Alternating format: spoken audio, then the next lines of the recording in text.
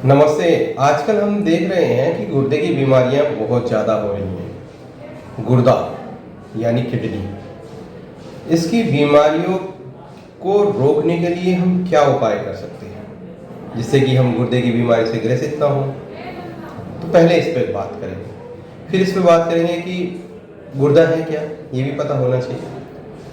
तो यहाँ से शुरू करते हैं कि गुर्दा क्या है। गुर्दा हमारे शरीर में दो होती हैं, सींग के बीच के आकार के, और जैसा कि आप चित्र में देख रहे हैं, और इनका काम होता है सारे शरीर की गंदगी को साफ करके पेशाब के रूप में बाहर निकालना।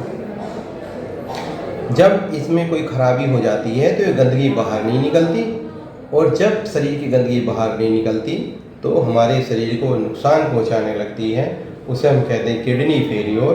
और अगर नौबत पहुंच जाती है मशीन से उस खून की सफाई करने की, जब हम मशीन से उस खून की सफाई करते हैं तो उसको कहते हैं डायलिसिस। और कभी कभी डायलिसिस से भी काम नहीं चलता या डायलिसिस पर चल रहे हैं तो किडनी ट्रांसप्लांट की भी बात होती है, यानी गुर्दा प्रत्यारोपण, गुर्दे को हम बदलते हैं। और दूसरे किसी जो रिश्तेदार हैं, कोई हैं, उसी ग्रुप के व्यक्ति हों तो वो अपना गुर्दा दे देते हैं, क्योंकि हर व्यक्ति में दो गुर्दे होते हैं। तो किसी ने अपना एक गुर्दा यानी कि एक किडनी दे दी, दूसरे के वो लग गई, और लगभग 2 टायर सिटीज में 7 से 8 लाख के आसपास का इसका खर्चा होता है। लेकिन जबकि रिश्तेदार कोई किडनी देने वाले रेडी हो जाए तब, यानी कि रिश्तेदार हो, पति पत्नी को दे सकता है, पत्नी पति को दे सकते हैं, खून के रिलेटिव वाले दे सकते हैं। जो नियम है भारत सरकार के, जो नियम है उसके अनुसार जो भी आप गुर्दा देना है, डोनेट करना है तो डोनेट कर सकते हैं। तो अंततः ये नौबत भी आ जाती है। किडनी ट्रांसप्लांट यानी कि गुर्दा प्रत्यारोपण के बाद भी गारंटी नहीं है कि पेशेंट कितना चले। कभी कभी बहुत अच्छे चलते हैं, कभी कभी नहीं चल पाते, ये भी है। तो फिर नौबत ही क्यों आने दें भाई। ये तो जब गुर्दा खराब हो गया तो आप डायलिसिस पे जाओगे या चेंज कराओगे, या तो किडनी ट्रांसप्लांट कराओगे या डायलिसिस कराओगे, लेकिन होने ही ना दें। उसके लिए क्या करें? तो उसके लिए सबसे पहले हमने जो उपाय बताया था कि पानी खूब पिए, साफ पानी खूब पिए। अगर पानी में शक लग रहा है तो उबाल लीजिए, उसको बाद छान लीजिए और पीजिए। दिन में 2-3 लीटर 4 लीटर पानी पिए। एक दूसरा, नियमित थोड़ा सा व्यायाम जरूर करें। 150 मिनट हफ्ते का होता है मध्यम और तीव्र गति का व्यायाम, वो हमें करना चाहिए। तीसरा, शुगर हो तो शुगर कभी ना बढ़ने दें, शुगर नियंत्रित रहे शरीर में। चौथा, ब्लड प्रेशर सदैव नियंत्रित रहे, ब्लड प्रेशर को ना बढ़ने दें। ठीक। पांचवा, धूम्रपान या अल्कोहल लेते हो तो वो छोड़ दें।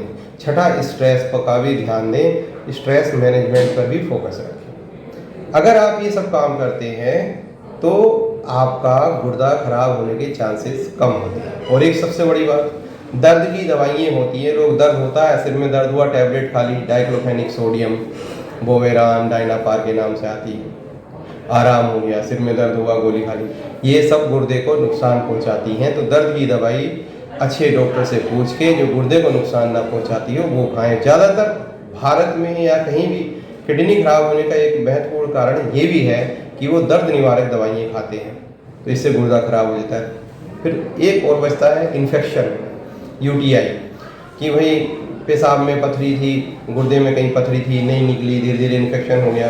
तो इन्फेक्शन का ध्यान रखना। अगर हम पानी खूब पीते हैं, अच्छा संतुलित आहार खाते हैं और व्यायाम करते हैं तो UTI भी नहीं होता। सफाई रखनी चाहिए अपने प्राइवेट पार्ट्स की, ऑर्गन्स की। यूरिनेशन के बाद कहाँ हम पेशाब करने जा रहे हैं, यूरिन करने जा रहे हैं, तो वो जगह साफ हो, अपने आप साफ कर लो। आप जा रहे हैं तो अपने भारत में तो बात यह है कि हम गंदगी फैलाते हैं, साफ करने कोई हो रहा है। भाई जब हमने टॉयलेट यूज़ किया उसे साफ कर लें तो दूसरे को साफ करना ही नहीं पड़ेगा। लेकिन अगर कभी कोई जानवर आदमी, मूर्ख आदमी टॉयलेट गंदा कर गया है और साफ नहीं कर पाया तो भैया आप साफ कर लो पहले, फिर उसको, तो इससे UTI से बच सकते हैं। आगे कुछ उपाय मैं मोटे मोटे ये दे रहा हूँ, आप स्लाइड में देखिएगा, अच्छे लगें। आइए चलते हैं, किडनी फेल होने के शुरुआती संकेत क्या हैं। किडनी फेल होने के शुरुआती संकेत हैं टॉक्सिन बढ़ जाना, गलत खान पान, लाइफस्टाइल किडनी डैमेज का खतरा बढ़ाती है।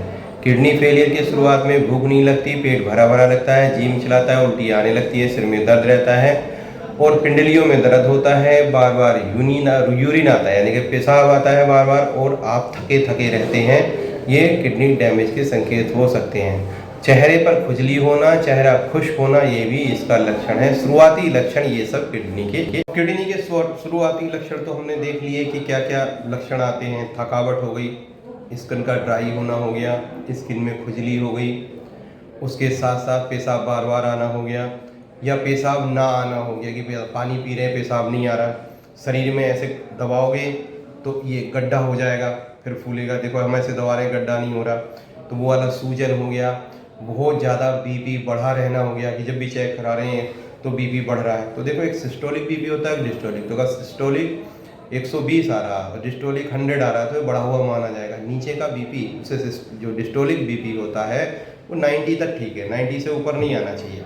ऊपर वाला जिसे सिस्टोलिक बीपी कहते हैं वो 120 तक ठीक है, 120, 30, 140 पे भी उसे हाइपरटेंसिव कहते हैं। तो 130/90 आ रहा है, चलो ठीक है, इससे ऊपर ठीक नहीं है।